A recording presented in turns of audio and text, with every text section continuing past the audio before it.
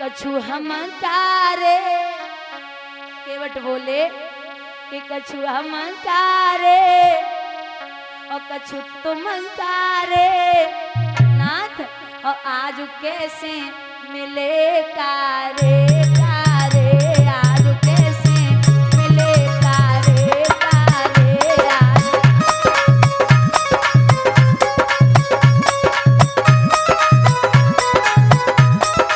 बोलिए राघवेंद्र सरकार की।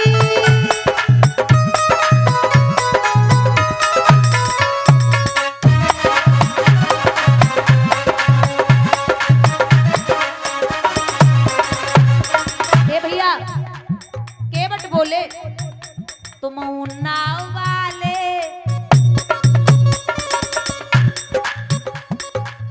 आप लोगों को भव से पार करते हो। तुम उन्नाव वाले, हम उन्नाव वाले, मैं लोगों को गंगा से पार करता हूँ। तुम उन्नाव वाले, हम उन्नाव वाले, आज कैसे मिले दोनों नाव वाले, आज कैसे मिले दोनों नाव वाले।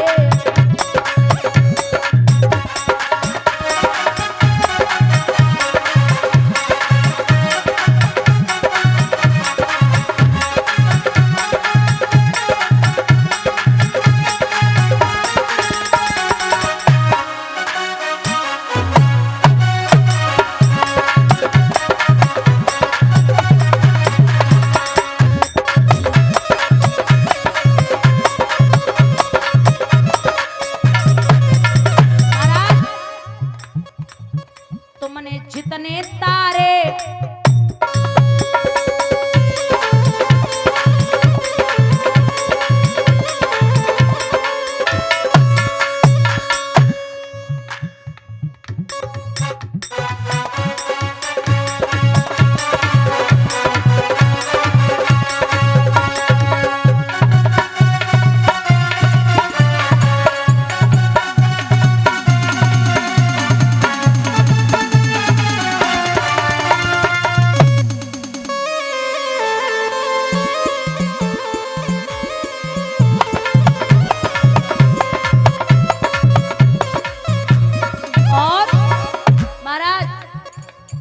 जितने तुमने उतारे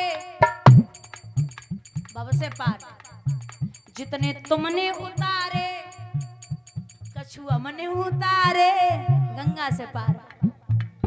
जितने तुमने उतारे कछु हमने उतारे, आज कैसे मिले कारे कारे, आज कैसे।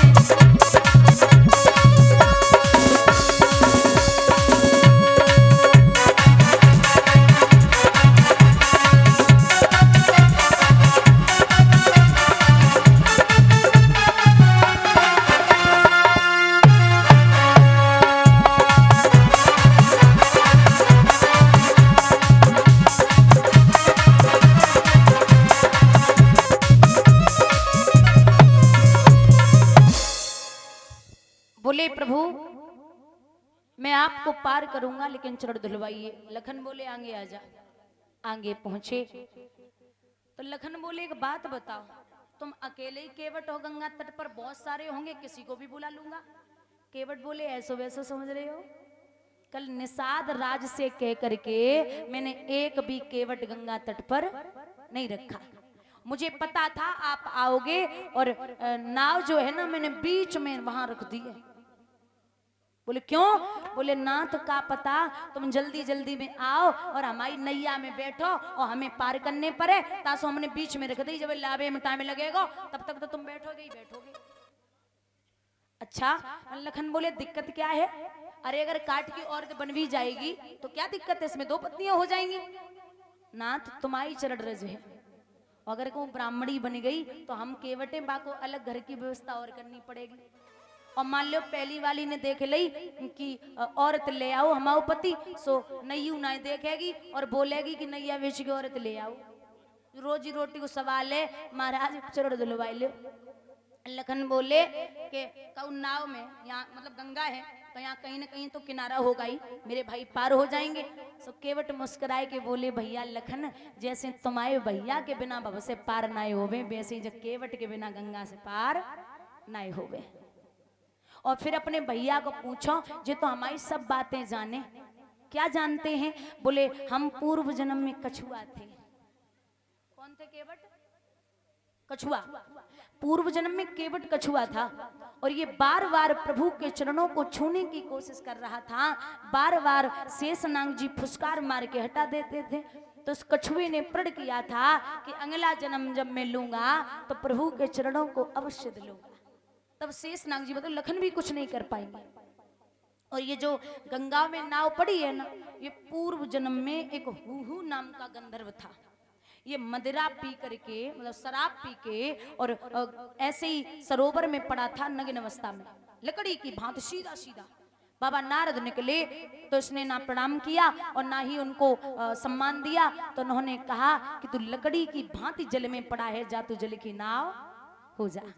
चरणों पे गिर पड़े, मेरा उद्धार कैसे होगा? तो बोले त्रेता युग में भगवान श्री राम तेरा उद्धार करेंगे। अब आई गए हो तो महाराज फिर आप चरण धुलवाओ। राम जी बोले कर दो ना पार। बोले नहीं। अब राम जी खड़े, थोड़ी देर के लिए मौन हो गए। लखन में और केवट में बातें है रही, सो राम जी मौन। अब लखन से केवट बोले कछु भैया से कहो कि कछु बोले, सो राम जी बोल ना रहे। फिर बोले भैया से कहो कछु बोले, सो राम जी फिर ना बोले। बोले नाथ बोलो या ना बोलो, लेकिन एक बात तो है। बोले क्या?